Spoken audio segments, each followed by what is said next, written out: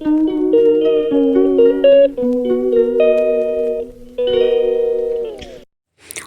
মানুষ আছে দেখবে যারা অন্যের একটু কিছু ভালো হলে বা কেউ ভালো কিছু করার চেষ্টা করলে কেন জানি না তাকে সবসময় ডিমোটিভেট করে, নেগেটিভ নেগেটিভ কথা বলে তার মনোবলটা ভেঙে দেওয়ার চেষ্টা করে। এটা নিশ্চয়ই তোমাদের সাথেও হয়েছে, সকলের সাথেই কম বেশি এটা হয়ে থাকে। যাই হোক, হে এভরিওয়ান, গুড মর্নিং। কেমন আছো তোমরা? আশা করি সবাই খুব ভালো আছো।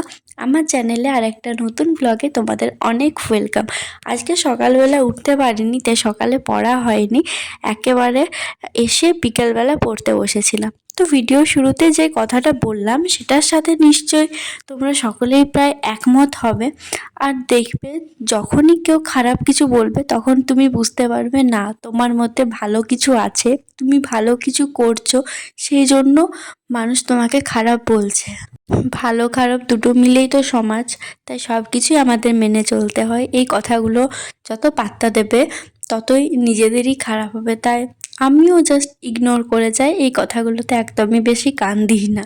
যাই হোক, চলো আজকে ভিডিওটা শুরু করা যাক। আর আসার পর আমার লাইভ ক্লাস ছিল, সেখান থেকে আজকে এমসিকিউর প্র্যাকটিস করিয়েছিল, সেগুলো ক্লাস চলার সাথে সাথে লিখে নিয়েছিলাম, তাহলে আর পরে লিখতে হয় না। আর লাইফ সায়েন্স ক্লাস শেষ হওয়ার পর ইংরেজি ক্লাস ছিল, সেখানেও যেগুলো লিখেছিল ওগুলো ক্লাস চলার সাথে সাথে লিখে নিয়েছিলাম, তাহলে পরে আর বেশি খাটতে হয় না এই জন্য। আর আমার একদমই পিডিএফ দেখে আমি পড়তে পারি না, সেই কারণে আমি টাইম রাখলেও খাতাতে লিখে নেওয়ার চেষ্টা করি। জাস্ট হয়তো 1-2 ঘন্টা আমার নষ্ট যাবে, কিন্তু ওই নোটটা আমার থেকে যাবে, আমি যখন ইচ্ছা তখনই পড়তে পারবো, সেটা আমার কাছে বেশি ভালো লাগে। সেই জন্য আমি খাতাতে লিখে নেওয়ার একটু কষ্ট হয়, বাট লিখে নিই। লাইভ ক্লাসগুলো শেষ হয়েছিল প্রায় 8:30টার দিকে। তারপর খাওয়া দাওয়া করে একটু যেগুলো ক্লাসে আজকে করালো সেগুলো একটু পড়ে নিলাম, একটু মুখস্থ করে নিলাম লাইফ সায়েন্সের এমসিকিউগুলো। যেদিন যে পড়াটা পড়াচ্ছে সেদিন যদি সেটা পড়ি তাহলে পরে অনেকটাই সুবিধা হয়, পরে শুধুমাত্র রিভিশন দিলেই হয়ে যায়, নতুন করে কিছু করতে হয় না। আর যেদিন যেটা পড়াচ্ছে সেদিন যদি সেটা মুখস্থ করি তাহলে আমি দেখেছি ওটা কিন্তু খুব তাড়াতাড়ি মনে থেকে যায়। বাট জানি না এটা আমার সাথে হয় নাকি তোমাদের সাথেও হয়।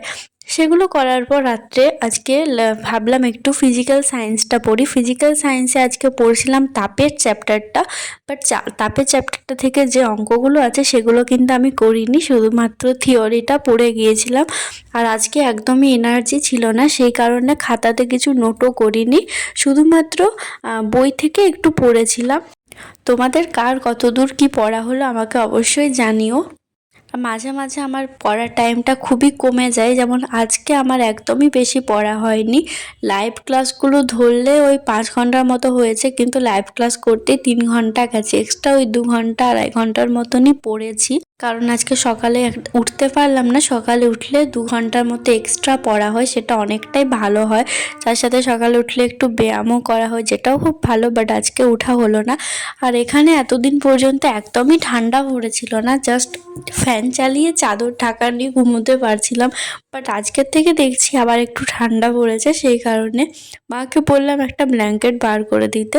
আসলে আমার শীতকালেও কিন্তু ফ্যান না চালালে আমার ঘুম আসে না, সেই কারণে ফ্যান চালিয়ে ব্ল্যাঙ্কেট ঢাকা নিয়ে ঘুমোই, তাহলে আমার ঘুম হয়।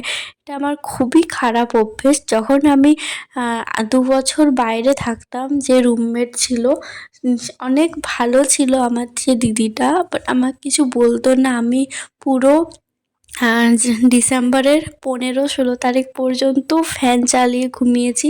আর পুরুলিয়ার ঠান্ডা তো জানোই, অত ঠান্ডা, অত ঠান্ডাতেও আমি ফ্যান চালিয়ে ঘুমোতাম।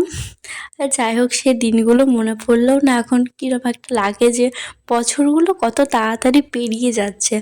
যাই হোক, ফিজিক্যাল সায়েন্সটা শেষ করার পর সাঁতরার বই থেকে ফিজিক্যাল সায়েন্সে যে 500টা এমসিকিউ আছে সেগুলো একবার রিভিশন দিয়ে নিচ্ছিলাম। ওগুলো কিন্তু আমার ভালো করে মুখস্থ হয়নি, পড়ি বাট মনে থাকে না। ফিজিক্যাল সায়েন্স আমি বেশি মনে রাখতে পারি না। তারপর বিছানা গুছিয়ে নিলাম আজকের মতো, আর বেশি পড়লাম না, কারণ খুবই টায়ার্ড হয়ে গেছিলাম। সেই কারণে আজকে লাইফ সায়েন্সে শুধুমাত্র ওই লাইভ ক্লাসে যা করিয়েছিল সেগুলোই করেছিলাম এক্সট্রা করে, আর কিছুই করা হয়নি। আর ফিজিক্যাল সায়েন্সে রিভিশন করেছিলাম, সেই সাথে তাপ চ্যাপ্টারটা শুরু করেছিলাম। আজকের মতো ভিডিওটা এখানেই শেষ করছি। সবাই খুব ভালো থেকো, সুস্থ থেকো, দেখা হচ্ছে অন্য একটা ব্লগে। বাই।